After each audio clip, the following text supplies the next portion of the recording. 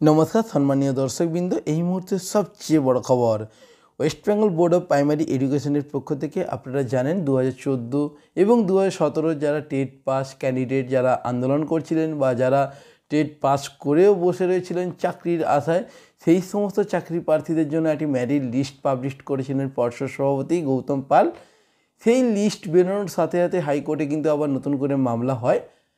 আজ হাইকোর্টে একটি নতুন নির্দেশ আসে, যেখানে জানিয়ে দেওয়া হয়েছে পর্ষদকে যে আবার কিন্তু নতুন করে লিস্ট আউট করতে হবে এবং সেখানে নিয়োগের পরিমাণ কিন্তু বাড়াতে হবে। আপনারা জানেন যে লিস্টটি পাবলিশড হয়েছিল, সেই লিস্টের মধ্যে অনেক অবৈধ নাম ঢুকে রয়েছে।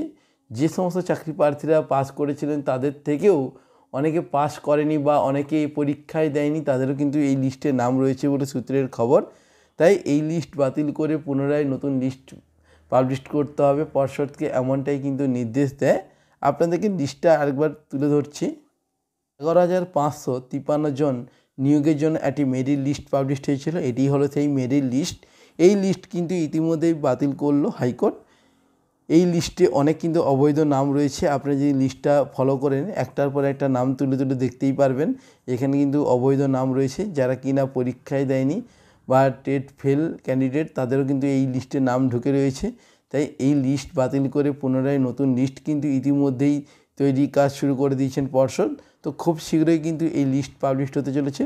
তো পর্ষদের পক্ষ থেকে যখনই কোনো নতুন লিস্ট বা নোটিশ পাবলিশ হবে বা হাইকোর্টের যে কোনো মুহূর্তে কোনো রায় ঘোষণা হবে, সবার আগে ভিডিওর আপডেট আপনারা এই চ্যানেল থেকে পাবেন। যারা প্রথমবার চ্যানেলে ভিডিওটি দেখছেন, অবশ্যই চ্যানেলটিকে সাবস্ক্রাইব করে পাশে হাতে বেল আইকনটি প্রেস করে অল নোটিফিকেশন অন করে রাখবেন। আপনারা প্রত্যেকে ভালো থাকবেন। পরবর্তী ভিডিওতে আবার দেখা হচ্ছে। ধন্যবাদ।